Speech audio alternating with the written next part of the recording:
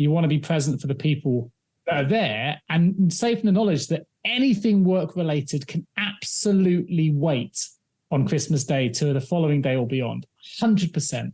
And anyone else that needs to contact me that isn't in that room can absolutely wait 24 hours for me to come back.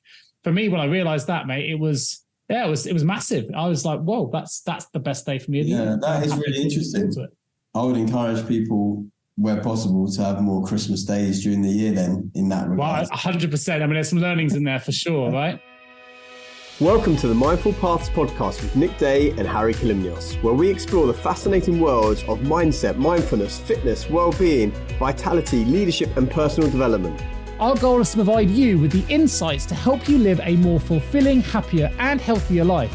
If you're striving to be a better parent, friend, leader, colleague or boss, or if you simply want to be more mindful and aware of the world around you, then this Mindful Paths podcast is for you.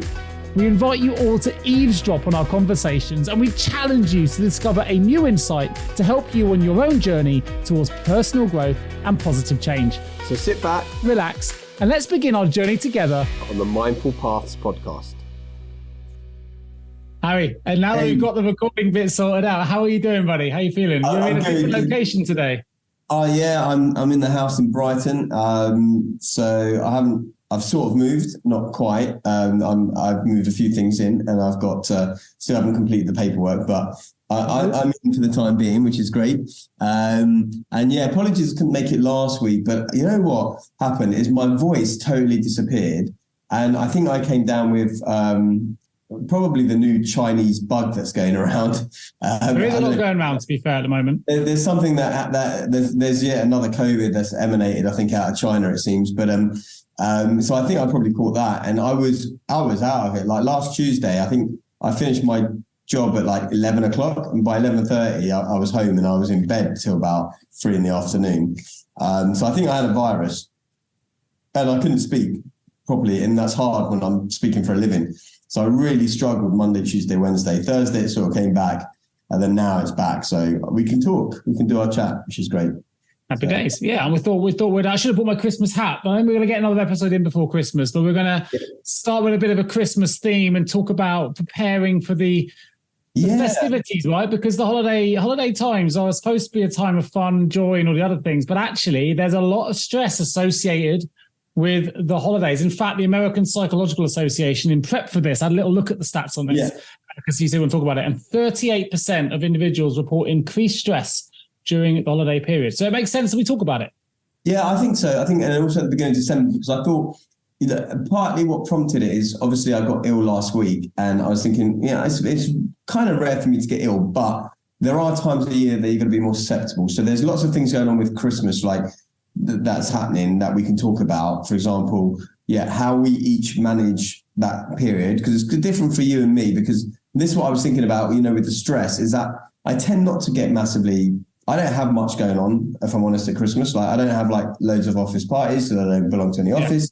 I've got kids, like as in terms of like nieces and stuff to buy things for, but it's not like a normal parent. And I was thinking of this, I was contrasting between my family members. Like I've got one family member, and she is all about like keeping up with the Joneses and doing the bigger, badder American type Christmas, and it's a little bit too much about gifts and all this, and she tends to get massively stressed anyway as a person, and she gets super stressed around Christmas time and everything. And then other people who are a bit more mellow generally, but they still get reasonably stressed at Christmas, because it's you got to get cater for like 12 or 15 or 20 people, how many people are coming around, you've got to get cakes and all that, and I'm like, I don't know. I look at families and I'm just thinking, my God, this is supposed to be like, a joyful time, and then everyone's stressing. And so I thought it'd be useful to talk about that. But then also change of season, people drink a bit more, more likely to get ill. So I thought we could cover both like the health aspect. I think it all ties in together anyway. I think it does. I think also there's an element, two other things I've mentioned is and it doesn't include me necessarily, it's the bit that I love about the festivities and Christmas for me, and obviously there's different religions of people out there, but a lot of people enjoy the holidays regardless. So this doesn't apply to me, but it does apply to others that I know, and certainly my family or my extended family, which is some people just get anxious about the idea of spending that much time with their family. Like, it's out of people's comfort zone for some. Some people would, have to come out of their routine. They don't always want to spend, 48 hours with loads and loads of people. There are people that don't love that scenario either, so it's stressful for them. And it's I can definitely attest to that. I mean, like, I do know, like, from an intimate perspective, there tends to be more divorces in January than any other time of year, from what I can remember from a divorce lawyer telling me once. But also, even like myself, I'm not in that camp, but yeah, you're kind of forced. I was thinking about this, like, sometimes you have these family dinners and family get-togethers, and there's usually someone in the family that you're not the biggest fan of, and vice versa, and you're kind of dreading, do you end up sitting next to that person, or how is it that you have to engage with that person? I've got people in my family that it seems no matter what I talk about, and I talk about things that are interesting, things that we talk about, and I like to be not so conventional in my thinking as well. Like, I don't necessarily buy into mainstream stories on things, and I've got someone who will just. I actually feel like I'm always walking on eggshells around that person. It's got to the point where I barely talk to them in terms of things, because otherwise I'm going to have it so superficial and so, like, nondescript, so that I don't, like, trigger something. I just end up. Of course, there's also the dynamic where I've been through this, and it's fine. And I get on brilliantly with my in-laws, and my wife gets on brilliantly with my parents, but. For a lot of people, there's the anxiety as well of spending Christmas with the family that isn't your family. And for people in couples, like that's not always we build Christmas up to be this such an amazing day, this event for not everybody, but those that celebrate Christmas. But certainly for some people that are in a partnership, they're so used to being in that environment where you're always with your parents, they're being someone else's family with their way of doing things, their time scales. Certainly in my perspective, which, by the way, thank me for saying it, but it's the truth. When I go and stay with my wife's family at Christmas time, and I've missed Christmas dinner, but Marjorie, my mother, runs a very tight ship on Christmas Day. That is the complete opposite to the way that my family do things. And I've gone into their household with my family's kind of way of doing things. And I've gone out for a run on Christmas Day, dinner's ready at whatever time. I would have known because Margie would have told me. I got myself lost in the Welsh mountains. I literally I took a wrong turn. I say a wrong turn. My father-in-law told me to take the first left. Turns out it was the second left he met. I didn't know that at the time. So I'm heading off into the Welsh mountains. We're talking 25, 30 kilometers in the wrong direction. And the Welsh mountains, there's literally nothing around. I am completely well and truly lost. I found a random house in the middle of nowhere, knock on the door, Christmas Day, middle of Christmas meal time, and literally there were no houses anywhere. It's down this farm track. Now I just head in that direction, like, where the hell are you? Miles away. So I'm running along. Marjorie's obviously spitting feathers, like, where is Nick? What's happened to him? Christmas, everything is on clockwork, and I've thrown everything out. And she won't start Christmas meal until I'm found. Eventually they send out a party to try and find me, and Mike's driving one way, I'm running the other, and eventually I find them and get back. Because in my household, it wouldn't have made much of a difference, because we'll just have dinner when everyone turns up, and it's all a bit like whatever. But in that household, it's all on clockwork, and there's nothing wrong with that, but it's different. And then the anxiety comes in both from Marjorie not wanting to be so confined because she's aware that I'm used to something different, and me not wanting to let her down. And it turns out that both of us don't quite. It's just different. There's just a different feel. Someone else's. I guess this is the thing I was kind of talking to my mentees about earlier. We were talking about something different, totally different, like benefits of silence and focus and distraction and things like that. But and one of them said, maybe I should try it the way you said, because maybe this is wrong the way I did it. I said, it's not like about right or wrong. It's about like having more options available to us, and being able to be flexible and adaptable to a given situation, rather than, okay, this is right, this is wrong. And so I guess it's the same thing here, is that it's about, okay, your way isn't right, and your mother-in-law's isn't wrong, or vice versa. It's just you have different ways of doing things, and it's being aware enough that you can adapt in the situation to kind of meet the need that's there, right? Whether that's from the host or anyone else. So that's interesting. But also, you talked about the divorce earlier, and again, my wife won't thank me for saying it either now, but the stress levels have already started to increase. So excitingly for us, I'm a bit of a nightmare. I always invite everyone to everything. don't mind hosting, but I make all the invitations. I'm like, hey, we're going to do Christmas. We already have, as you know, for New Year, right? What are you doing for New Year? Come on. But I make these invitations without always telling my wife. And then she's like, what are we doing? I'm like, oh, well, I've invited 20 people about. And she's like, what the hell? And then, of course, I have this idea in my head that I will be fully involved in all of the prep work. It never turns out like that because my way of hosting is different to my wife's way of hosting. Yeah, exactly. So she said mine's half hat. So I end up almost being hosted by my wife and she ends up with all the stress. I don't mean it that way, but often turns out that way because the way she'd want to deliver a party is different to the way that I would deliver it, right? And that's fine. But using that concept, so this year is the first year in years we're not hosting Christmas. I mean, literally 6 years. I'm going to go and stay with my sister. So I would think, hey, this is really easy, right? No stress, and I've got to worry about the cooking, worry about the food. We've got, we'll buy some bits to bring around. But thank you, sister. I know she listens to this, and my brother-in-law Biffy. They're going to be hosting. Pressure's off, amazing. And yet already this week, like my wife, she wants to make sure the house is pristine, so that when we come back from Christmas celebration, we come back to a clean and tidy house. I get that, but I didn't realize just how much work that involved for her, by the way, because she's been head down in this thing. And Christmas decorations, I'm like, yeah, it's just turned December. We'll get them out whenever. She's like, well, I plan to do it now. So they need to be out on the 1st. So she's out to, and then of course, she's disappointed and rightly so, holding my hands up. I should have probably done a little bit more here, but her timescales and mine are different. I'm just kind of like, well, we'll get them out as and when, and we'll work it out. But I haven't. So I've kind of let her down a little bit. And she's, waking up this morning, she's set the alarm early to be hoovering and get things ready. And it's kind of not in my headspace to be doing that stuff. I'm kind of, well, we're going somewhere else. So the stress levels are slowly starting to... That is interesting. And also because obviously you've been with Lucy for 20 something years. 20 plus years, yeah. Yeah. So you know each other really well, and you know that about her anyway, I guess, right? Even though you have different situations each Christmas, right? And you're not hosting this year. So I guess, knowing that, and that is likely to lead to a stressful situation for her, what is it that you can do to take that away from her, take that stress away from her? Because your personality is, ready, fire, aim, right? That's the kind of, whereas I'm like ready, aim. Yeah. Right. And she's probably she's not like ready, fire, aim, right? Like you are. She wants to be ready, aim, fire sort of thing. So I guess the question is, right, how can you take that stress away from her in some way? Well, this is me being frustrated. This is where the stress lies up. So she's stressed because had I known, and this is 20 years, I should have known maybe, but I would have been a little bit more proactive and done a few more of these things earlier in the process. And it's like, I said to her yesterday, I wish you'd come and told me and I would have come and helped. But she's like, well, it's a bit like I want you to want to wash up thing, right? It's like no one ever wants to do it.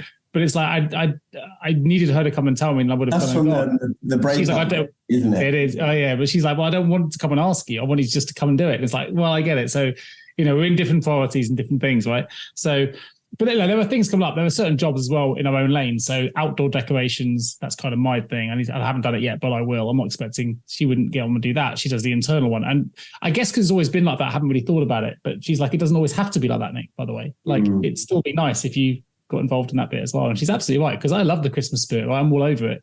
But I'm all over the fun stuff of advent calendars and parties and music and songs, as opposed to all the logistical bits of hoovering the carpets. That's the thing, is that it's a bit like, there's that popular iceberg analogy, right? Where you've seen it, right? Consciousness. Yeah. You see the top bit and everything else is under. Yeah, and I think that's it. Like with parties and like loads of things, right? Like people, for example, like even my parents coming around yesterday, they're like, oh, you're such a good host. And I am quite a good host, right? And lots of people have mentioned this to me. I'm quite hospitable.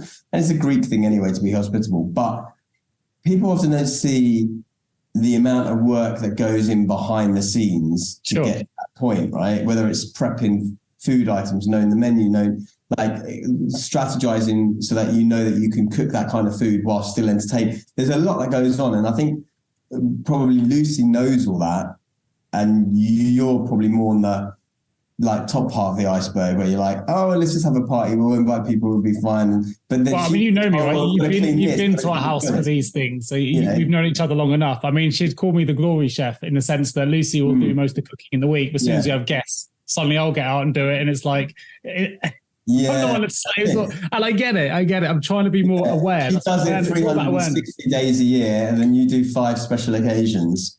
Exactly, right? I mean, it still takes a bit of the burden off, I'd argue, but no, it's about raising awareness. I've got to be more aware of how I am, and this is this is part of being in a marriage and being a parent, because a great example, and the people listening to this, I'm sure if their parents will know. I don't think there's an exception to the rule here.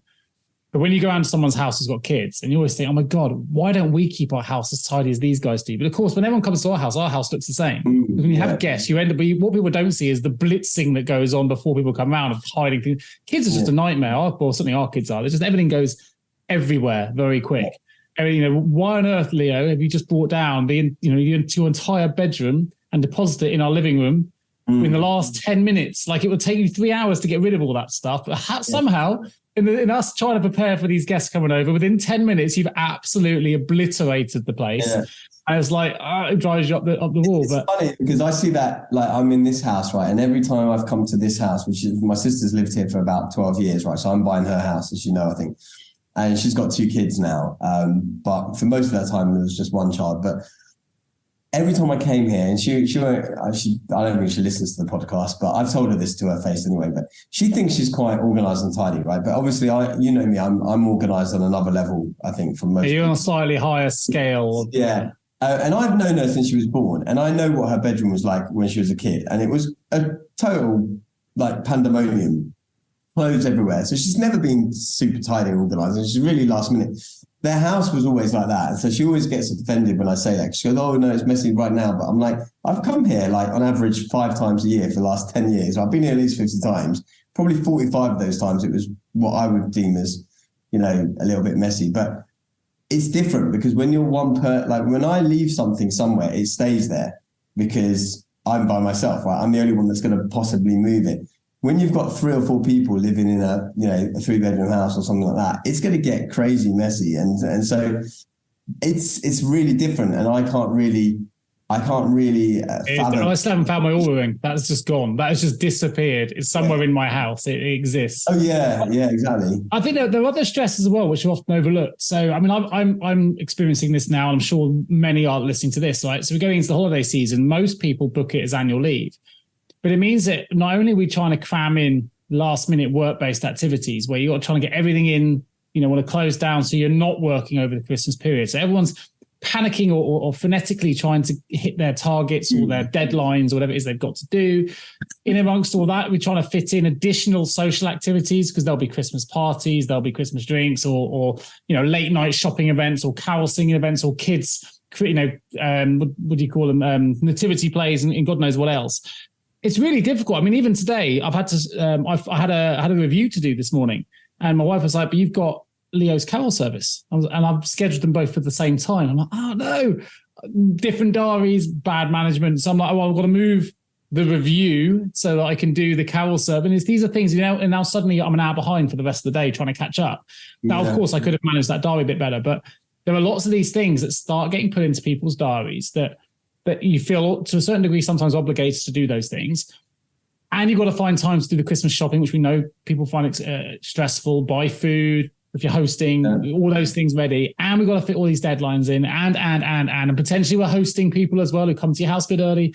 There's a lot of combined stress that suddenly comes into what is supposed to be a very joyful time. It is a very joyful time. Well, this is what I think people need to do is they need to not lose sight of the point of it all, right? Which is whatever point it is for that person. But generally speaking, it's about being together with people you care about and all that. It's not about the presents. It's not about the this, that, the other, which I think a lot of people lose sight of personally in my close circle sometimes. But also, I would say the stress, like the shopping is something that is interesting because years ago, probably like 6 years ago, maybe 7, 8 years ago, I decided to take that stress out of my life, right? And then the way I have taken it out is I do almost 100% of my shopping on Amazon, right? I'm not going to go out, traipse into the shops and do that because I live in London. It's different from where you are, but London is just too crowded, right? At Christmas time, the shops. I remember when we used to have to do this back before Amazon existed and places like that existed. Man, I love it. I just love it. Look, busy, the noise, the song, here's what I was going to say. The smell. I love all of it. I get that. Everyone does. I get that. But it's different. Here's the difference. When you have to buy the presents versus when you have it as an option. So this is what I would suggest to people. And my mum, like, she's one of these people that gets stressed with all this because she refuses to go online and buy things because, you know, she doesn't trust the internet still, right? So I often buy it on Amazon for her, but she likes to go and she goes, oh no, but I want to go to the shops. But she gets stressed with it. So what I say is, like, buy 95% of your presents on Amazon. And this is why I've got Amazon Prime, because I'm always a bit last minute and I'm waiting till the 23rd of December to order my gifts. And I just get them, you know, often just sent straight to where I'm going to be Christmas, and then just take the wrapping paper and wrap them that morning or whatever. But I buy all the presents I have to buy online, and then I will go to the shops and do that walking around. And if you get something, you get something. If you don't, you don't. But the stress is gone because let me add some stress to your life in my world, or my family. Anyway, we were brought up to say that it's not about the gift, the price. That doesn't really matters. Yeah. But it's about the gift, not about the price or anything like that. It's always about the thought. So we've never done vouchers, never done cash, never done anything like that. Yeah. We never ask for what we want. So, I mean, sometimes it doesn't always work out. But the idea being that no matter what I get from my mum and dad, or, you know, we're adults now, but even growing up, or for anyone else, we very rarely tell each other what we want unless it's really important, because we like to try and show the thought behind the gift, which is much more important. Now, in theory, this is a wonderful thing and something I'm fully bought into, and I still follow. However, it does add stress to the process, because when you really don't know what to get someone and you're trying to show thought, you can really get hit with that, like, writer's block, or present block, I guess I'll call it. Like, what on earth do I get that this individual doesn't have that shows I've really thought about them and done all this XXX? And then you really are going, wow, this is where places like not just Amazon are good, but places like Etsy can be a like lifesaver for personalization. Yeah, and Etsy and also like, what was the one called? Something like gadgetsformen.com or whatever, one of those kind of, like, you know, Men's Kind, things like that. Yeah, I mean, I actually agree with that, right, as a principle. I do often try and make it easy for people that I'll put an Amazon list together, because I'm difficult to buy for, because I'm particular with the things I want. I do a lot of research, blah, blah, blah. But I agree that you shouldn't actually have Christmas lists, because the idea being it should be the thought, but also I like to hope that the person knows you well enough to get something that they really wanted, but they didn't know they wanted it. Now, if you've got to buy 50 presents and you're buying for like your cousin's kids and all this, right, you know, that's out the window really. But like, if it's like your parents or your sister, your brother or your kid, I think it should be like that. And we're doing Secret Santa this year, like we did, I think, the last couple of years. So because I always get stung anyway, because I'm buying as a single person, like for everybody. And then, it's a nightmare. So I think if you're a parent, you get stung automatically. Yeah, you get stung as well. But I'm buying for all the nieces, I'm buying for all the individuals. But now I'm just doing Secret Santa. So we're just buying for one person. I think we've got like a budget. But I think last year, I won't share who got it for me and that, but the present is not something that if you knew me that you would probably buy. Like, it was a plant, right? I've got no use for plants. Right?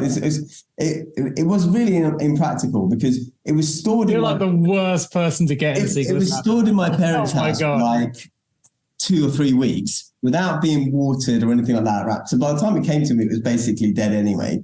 And I can understand the thought of getting you a plant, though. You're all about life and sustenance. Well, this is one of the plants. I can understand the thought process. This is one of the plants I've tried the banana thing with. I need to do it more. Bring it back to life.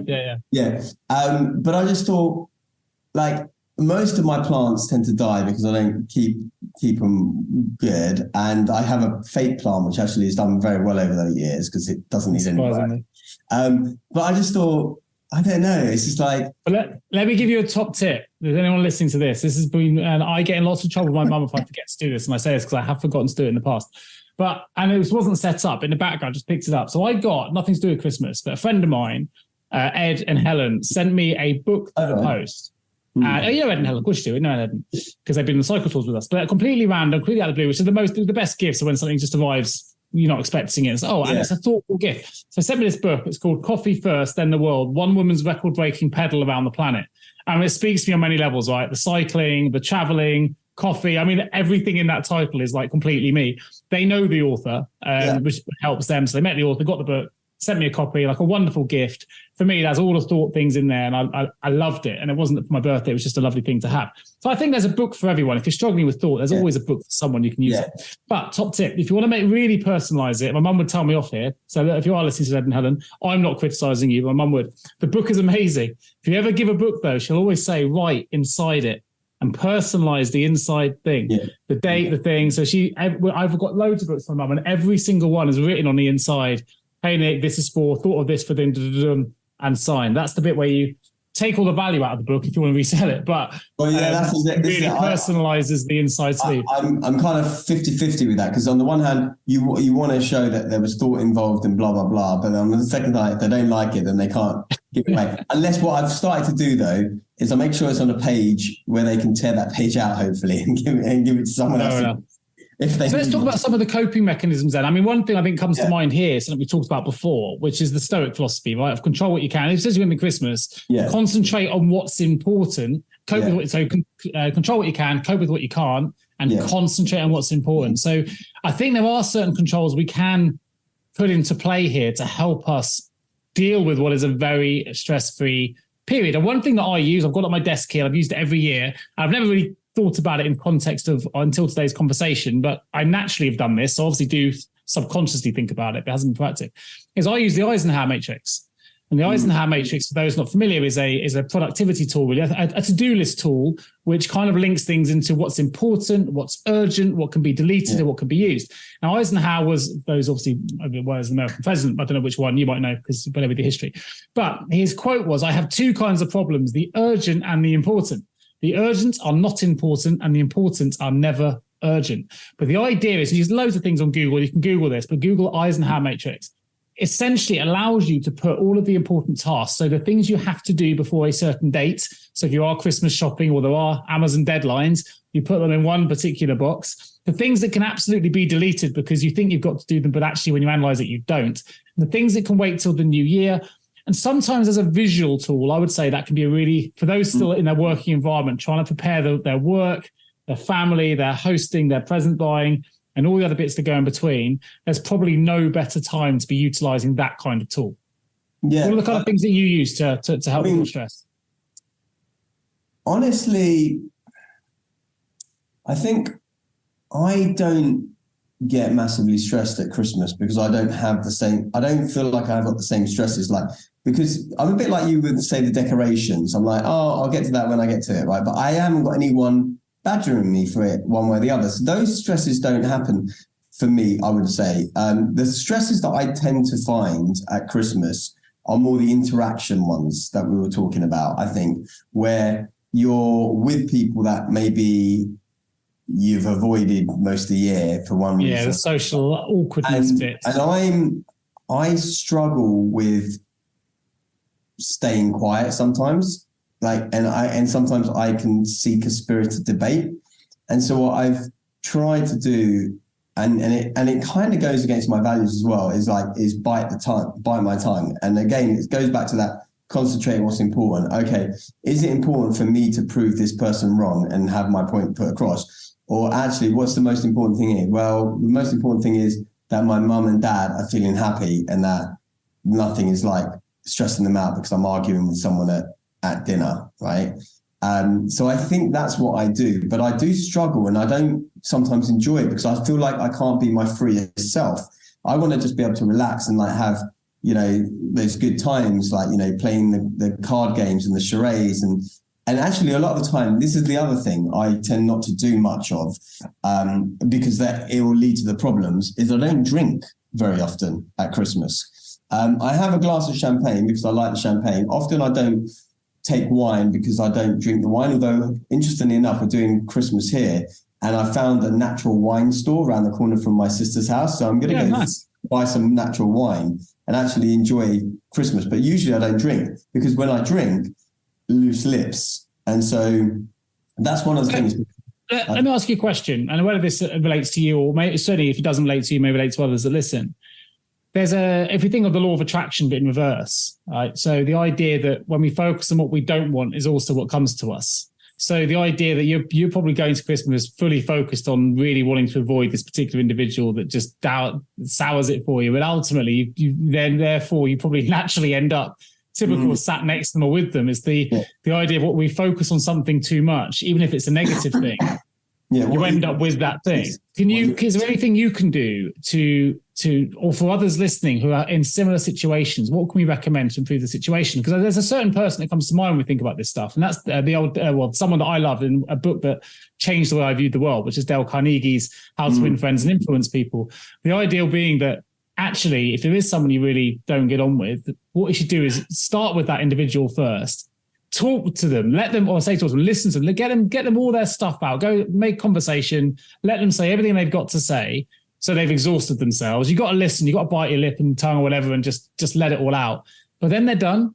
And then you feel like, okay, that bit's over. You might find something in there interesting, you may not. But if you do, they will instantly like you a little bit more because they'll feel properly listened to because you've sat there and listened to everything they've got to say, whether you like it or not. That should hopefully ease a little bit of tension regardless. But also, there's probably nothing else left to say if you've got nothing else in common. So for the rest of the holidays, you can kind of crack on with what you want to do. I don't know. I think Dale Carnegie's, written a book. I rate and I love that book. It's one of my favorite books and most recommended. One of the things that came to mind just now when you asked me that, I did this spiritual kind of course thing a decade or more ago.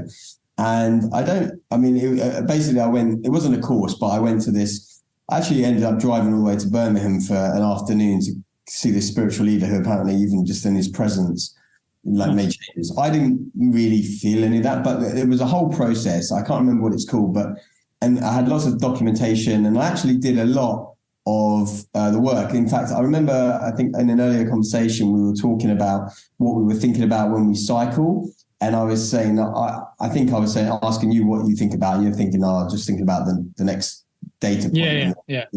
And I was saying, I come up with like a phrase, but one of the phrases I used to come up with came from that, which is, I am pure soul. And so I remember there were lots of different learnings I was getting, but one of them is when you meet someone or when you're going to go into an interaction with that difficult person that you already know, this guy called files, that we have all these files in us. And essentially what it is to kind of run through those files beforehand. So just, I guess the simplest way I could say it would be to almost visualize how you want that interaction to go or the potential pitfalls. And this is actually something I do, is I think back to sometimes previous altercations I might have had with an individual, what triggered that, because it could be something so benign and so small that triggered it, and usually is in that case.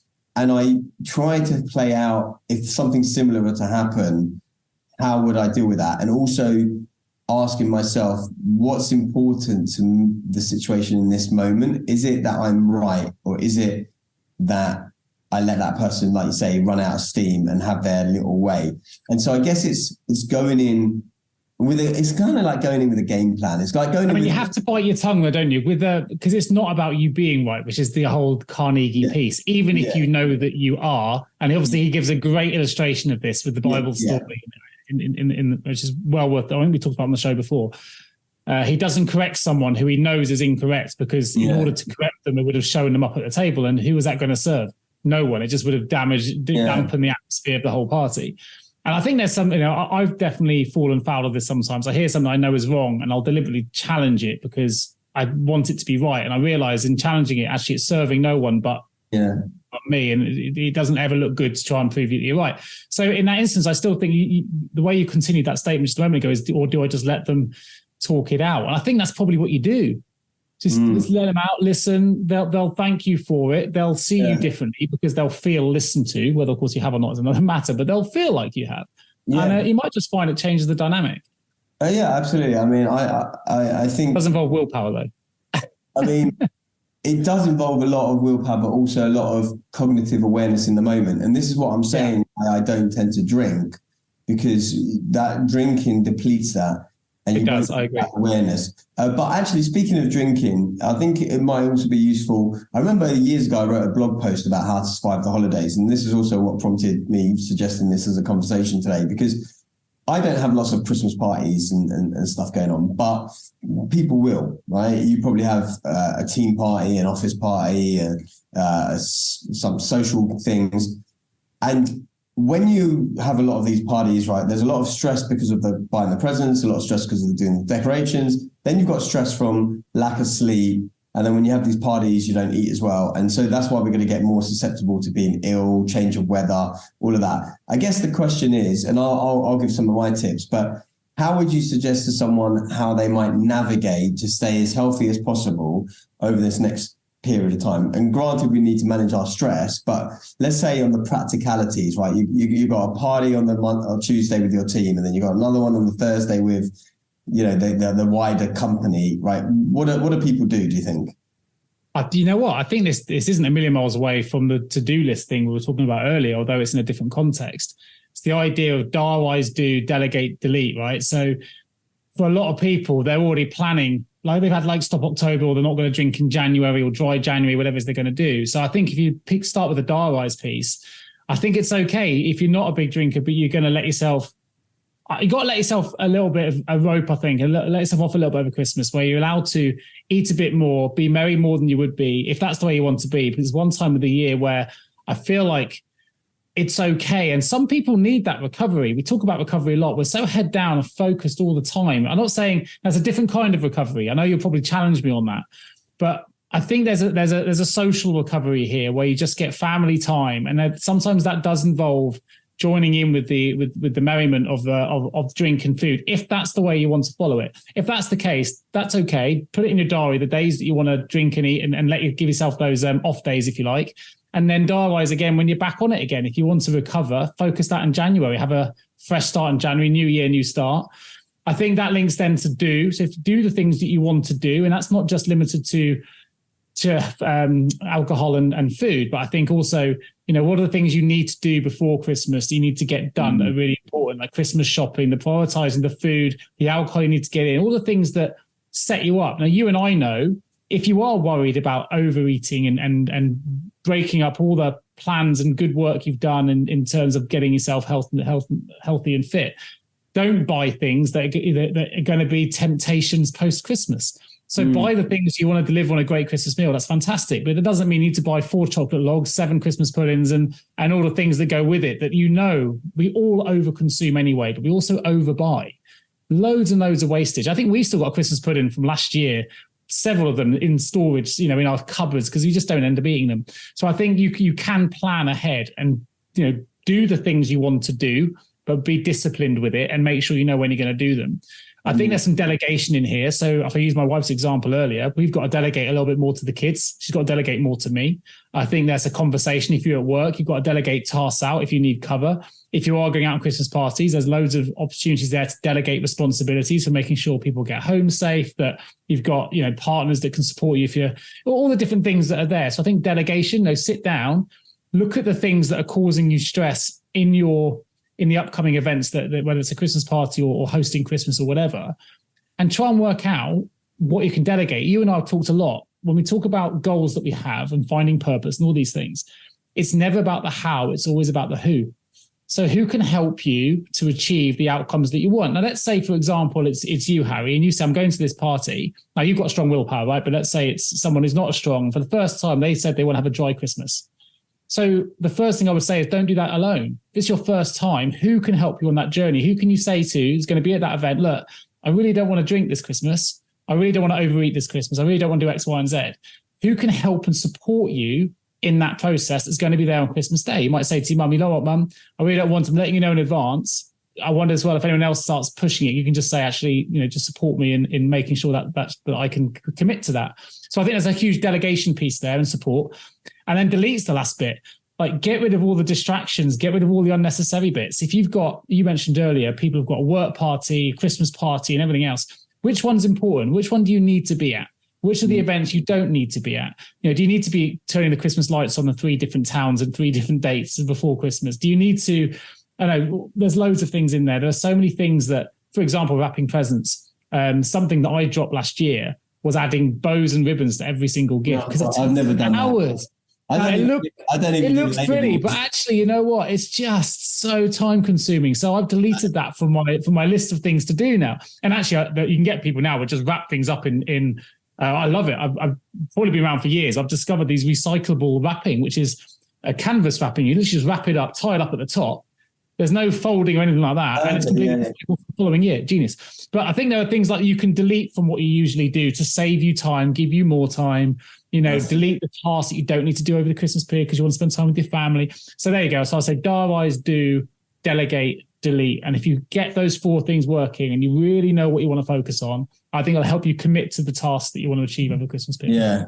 Well, I actually don't do any major wrapping. I don't even use wrapping paper. I use my old flip chart paper and just wrap it around that.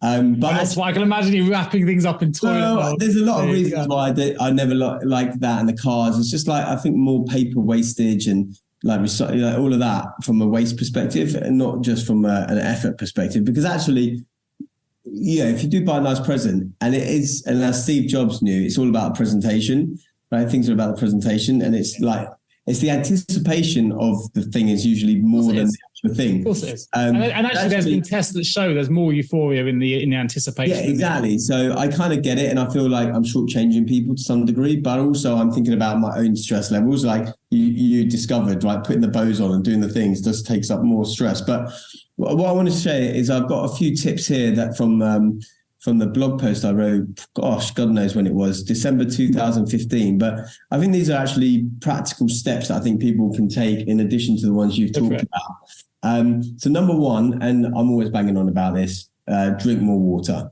Okay. Like it's so important on so many levels, but especially at this time of year, because you are drinking a lot more alcohol.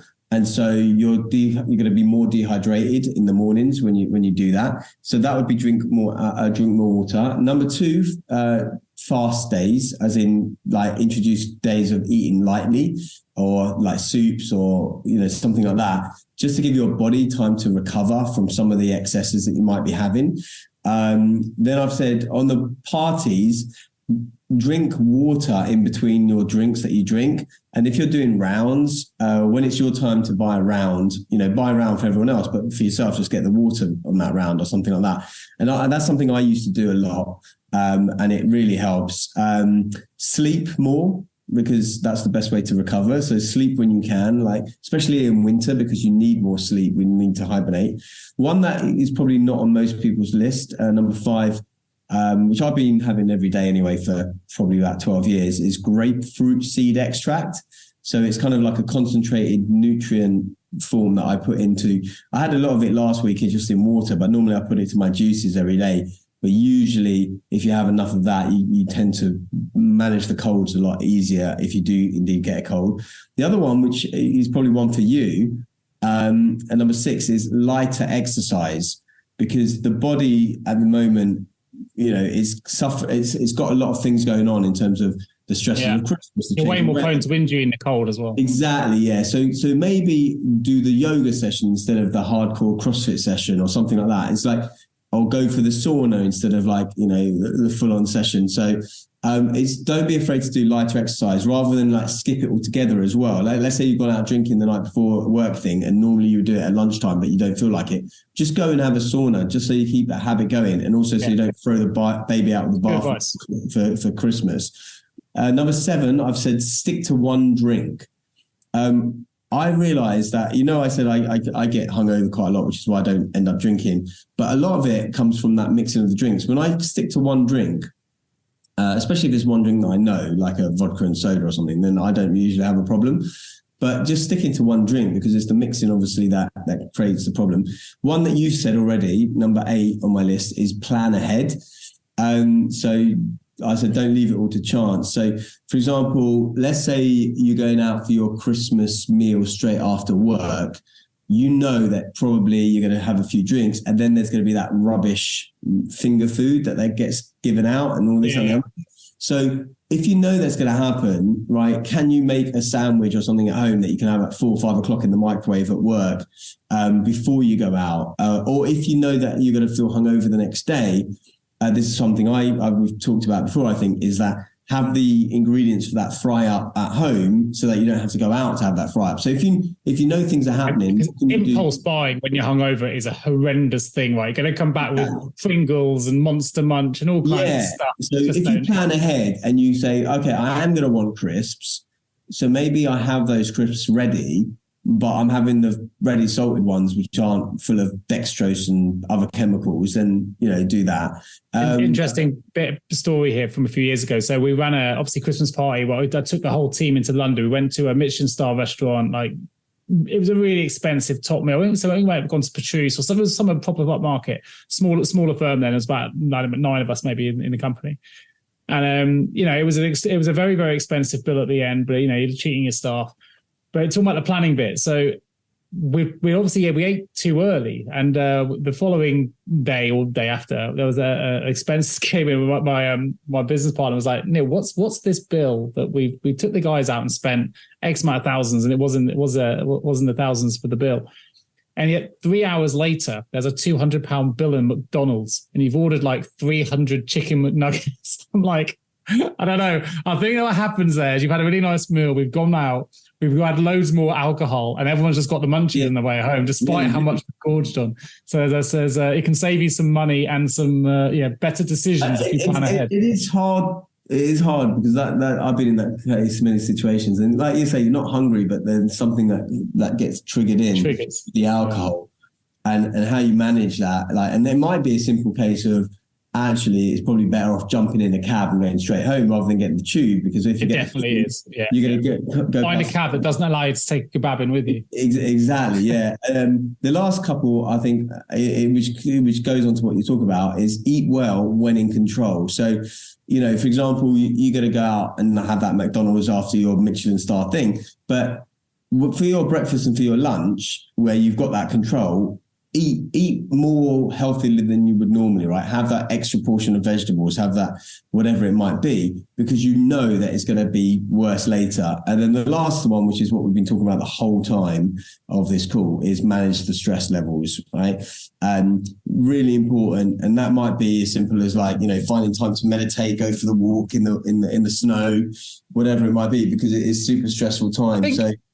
I think it's important to add a couple of points, if it's okay. I think one is, to sum all of that up, there's something we talked about before when we talk about goal setting in a commercial context or a fitness context, which is vision drives decision, right? So the idea being that if we want to finish Christmas and being the best version of ourselves and being fully recovered, then we, as you said, all the things you've just highlighted there, bring that into your awareness, and it'll change the way the decisions that you make, providing the vision you have in the new year is being this refreshed you, right? I think that's really, really important.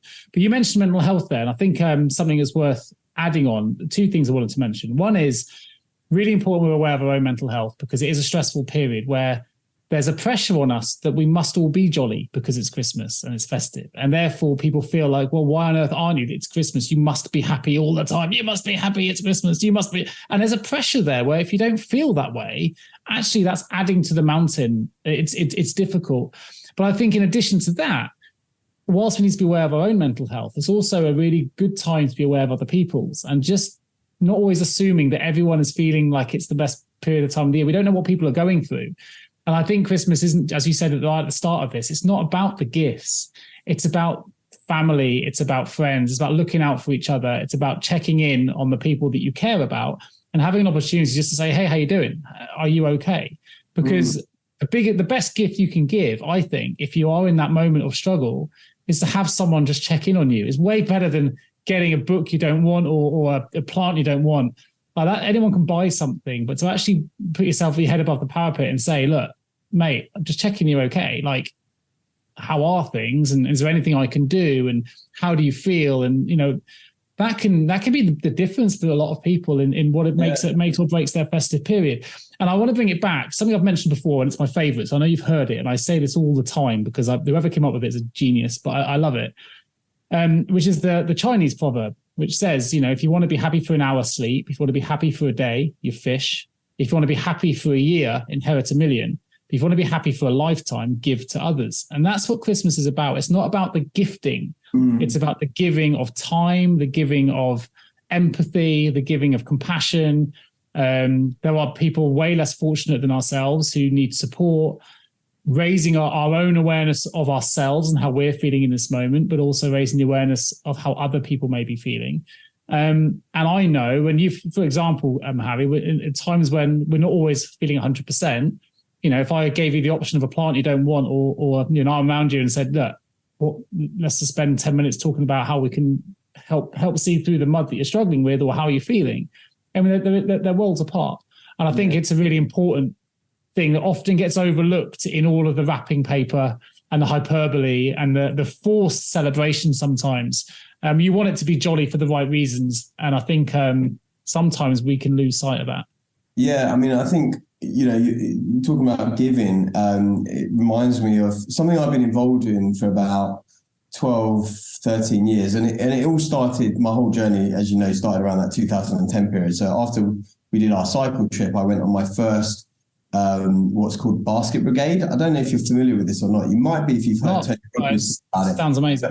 But Basket Brigade, so you know what it is. So it started about 30 odd years ago. Tony Robbins, as you know, the motivational guru from the States, I think they were super poor. And then one year, some random guy came and knocked on the door and offered them a basket of food at Thanksgiving. And his dad was too proud, or his stepdad was too proud to take it. But Tony Robbins said, right, when I'm on my feet and I'm old enough and I can afford, I'm going to give a gift to someone. So one year he was 17 or 18 and he did 2 baskets. The next year he did like 4 or so on. Anyway, fast forward now, it happens every Thanksgiving in the States, but at Christmas we do it on the 23rd of December. And so I was part of this group called the Yes Group, which operates generally internationally, but also mostly around the UK. And so on the 23rd of December, the biggest one is the London Basket Brigade. And we often deliver to about 2,000 families. So imagine what happens is we get a hall in a school on the 23rd of December. And over the year, we've been fundraising and we buy all the ingredients needed for Christmas dinner, because there's a lot of people like less fortunate who can't afford it. So I don't think it's a turkey. I think it's usually either a chicken or a vegan thing. And then it's got the gravy. It's got the potatoes, it's got the caps, it's even got the baking tray, right? Everything you need. And we get a list of names from various housing associations, charities, and so on.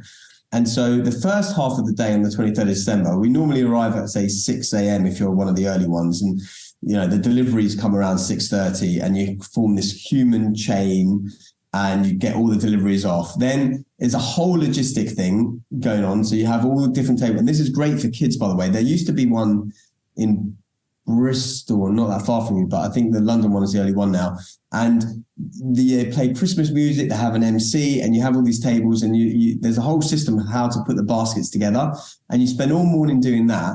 And then around 2:00, you get addresses from various postcodes around London.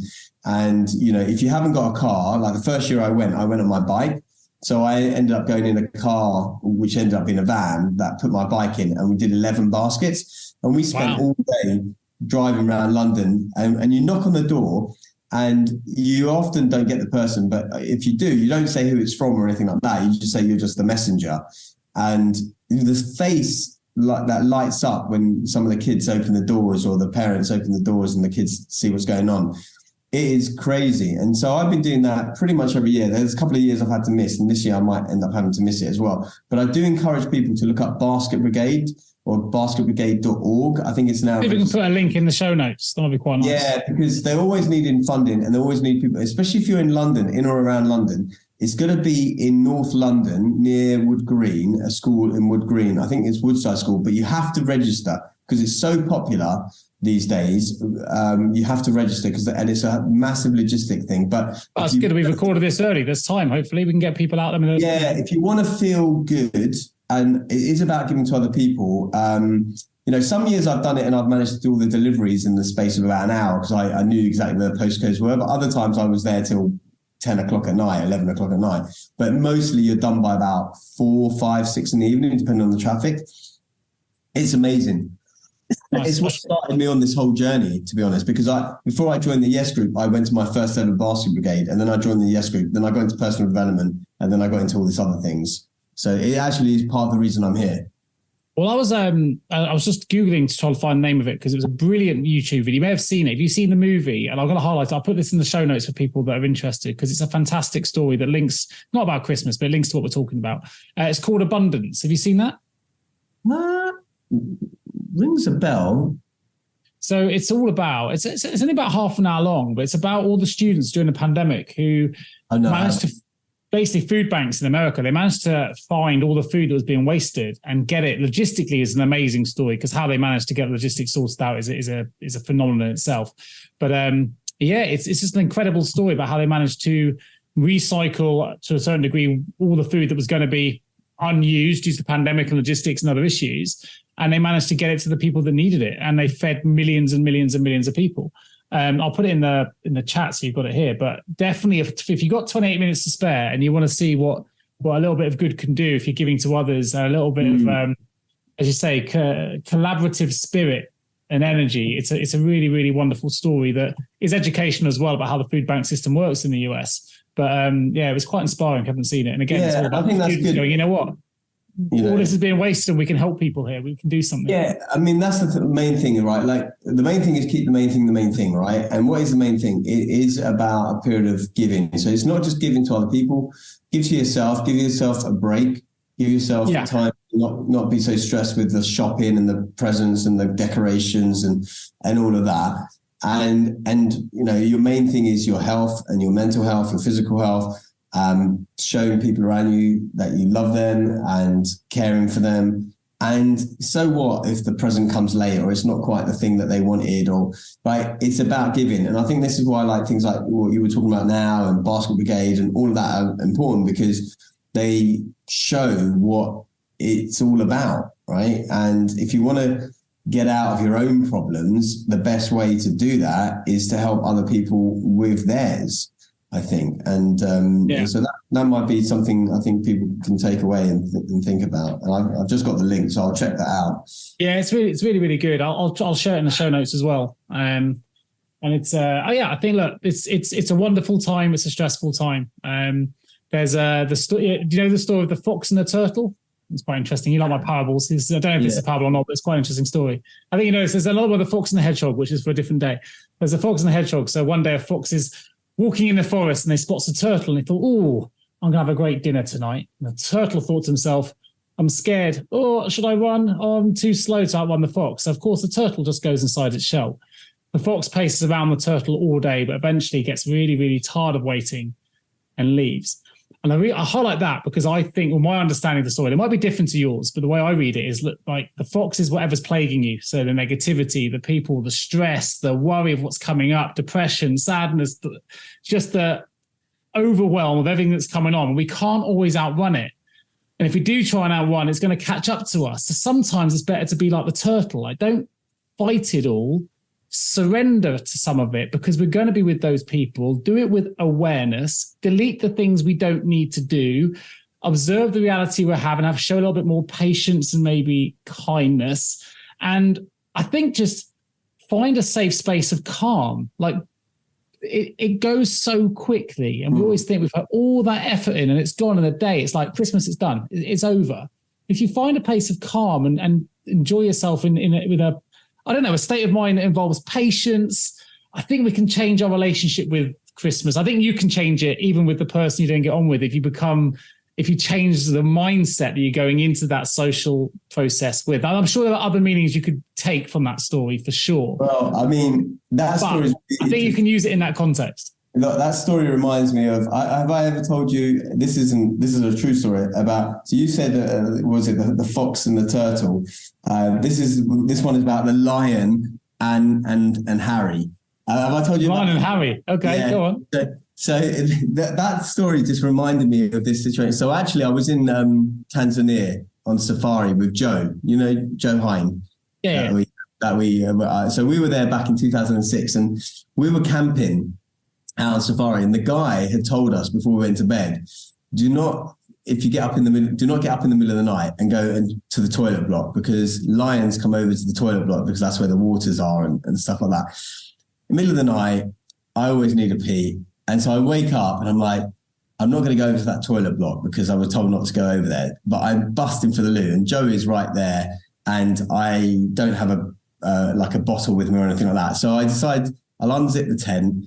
I step out 2 or 3 feet and I'll go for the toilet there. I'm in the middle of peeing, and then I turn to my right. Marking your territory, Harry. Yeah. Marking your territory. And then I turn to my right and I see this lion's eyes just piercing at me in the distance. And I'm in the middle of going, so I can't really stop mid-flow because it's just work. Yeah, so I had to just keep going. And then I go into my shell, which is the turtle shell of the tent.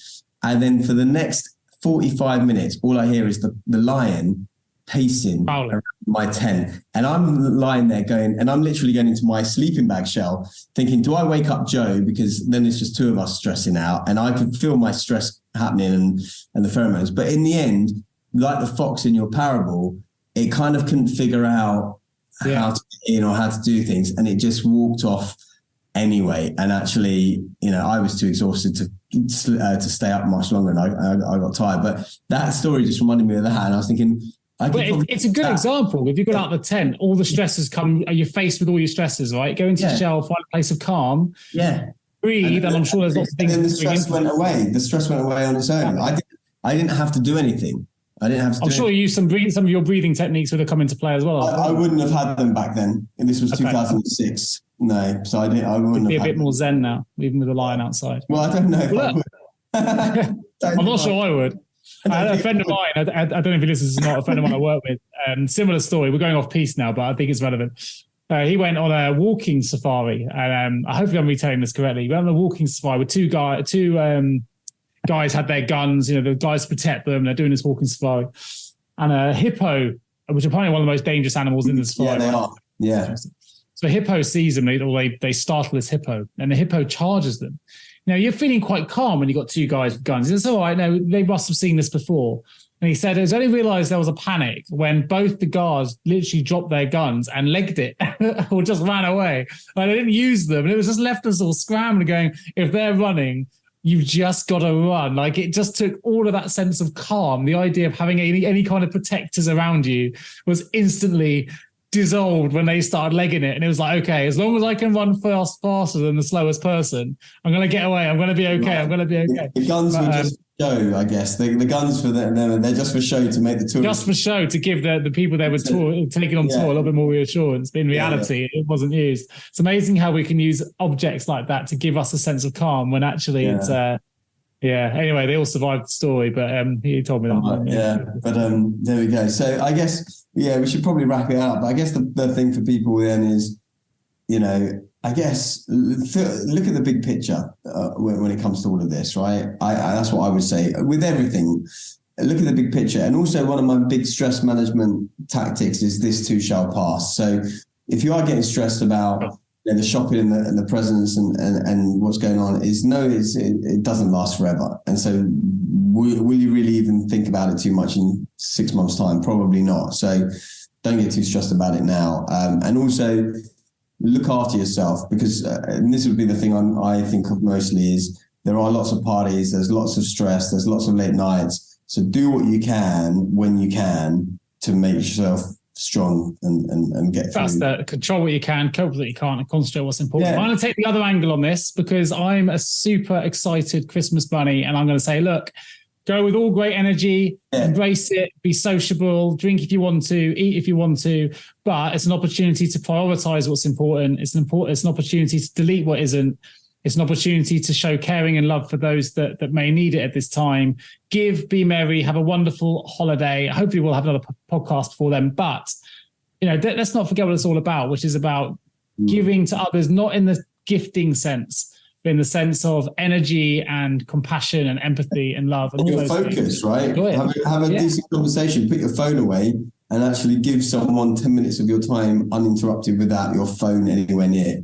Concentrate on what's important. So actually, I'll finish with this actually, because this is something that comes from an intimate moment for me when I had a coaching moment with someone, and they were coaching me at the time, and they said, Nick, where's your happy place? And it's a visualization exercise I've done on clients that I've worked with as well to reciprocate, but I didn't know where it was until they asked me the question, and the question I gave, and it all makes sense with what you've just said in a moment.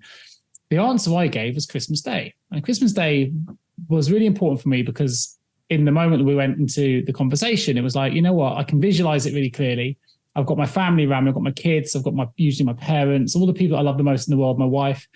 We're all excited. We're drinking together, eating together, we're sharing family stories. There's lots of laughter, lots of games. All the things that are important to me. Usually we've got the nice lights and decorations and just Christmas spirit, I guess. It's a really, really lovely time. But what I identified in the coaching exercise was the reason it really meant something to me is it's the only day of the world in the calendar year for me where no one from my commercial life, my work life needs me. I don't need my phone. There's no football being played. There's no work taking place, not in what I do anyway. And actually, therefore, I don't need my phone for anything. There's no one that needs to contact me that isn't in the room with me at all. So I don't need to respond to anyone. The Christmas messages I can respond to the following day. But there's no one that needs me more than the people in this space. So it's the only day of the year I feel like I can be 100% present. I don't need to be distracted. There's no excuse to be distracted by anything. And it was only when I realized, because you mentioned the mobile phone thing a moment ago, when I was going through this coaching exercise, it was a visualization exercise. It lasted the best part of an hour. So I'm obviously condensing it.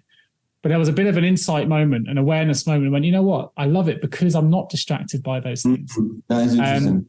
And I now, for me, it's an absolute no-go zone. I won't have anyone near me because it's the bit that makes it different. And I there's a temptation to use it for photos and videos and whatever, but you want to be present for the people that are there and safe in the knowledge that anything work-related can absolutely wait on Christmas Day to the following day or beyond, 100%. And anyone else that needs to contact me that isn't in that room can absolutely wait 24 hours for me to come back. And for me, when I realized that, mate, it was massive. I was like, whoa, that's the best day for me. Yeah, that is really interesting. I think I would encourage people, where possible, to have more Christmas days during the year then in that regard. Well, 100%. I mean, there's some learnings in there for sure, right? There's because it tells me as well what's important of the things I'm doing. Once a month, have a Christmas day like that. That's for another show, but you're absolutely right. And that's some of the learnings I need to take away from it, because things that make me happy are not found in my handset, in my pocket. Exactly. All right. So, glad actually you mentioned the mobile phone at the end because it reminded me of that. I've not shared that before, not even with my wife. So maybe she'll listen to it here. Yeah, that's a really nice realization, I think. Really good. Well, listen, we've rabbited on for I don't know how long. Yeah. It's over an hour, I think. So is it? Well, there we go. We'll give the listeners a break. Hopefully there's some few things for them to take away. And hopefully, mate, we'll get another show in before Christmas anyway. So look, have a good couple of weeks. I hope the move goes well. I hope the Brighton stuff for solicitors works out. I'm here for a few more days and I'm back in London for a couple of weeks and then I'll be back just before Christmas, I imagine. So, well, next time I see you, mate, it'll be after our Christmas party. So I'll let you know how they all go. All right, cool. All right. I'm in London from the week commencing 11th of December, mate. So maybe we can hook up. Yeah, definitely. Yeah, let's do it. All right, mate. Take care of yourself. Good to see you. All the best. All right. Take care, guys. Thank you for tuning in to the Mindful Paths podcast with Nick Day and Harry Kalimnios. We hope you found our discussion insightful and gained valuable takeaways to support you on your journey. Please do leave us a review on your preferred podcast platform and share an episode that's resonated with you with a friend or a family member who you think may also find it valuable. Don't forget to subscribe to our podcast to ensure you never miss a future episode. In the meantime, we'll continue exploring Mindful Path topics to provide you with more insights and ideas to support your personal growth. For now, thank you for your support, and we look forward to bringing you the next episode of the Mindful Path podcast real soon.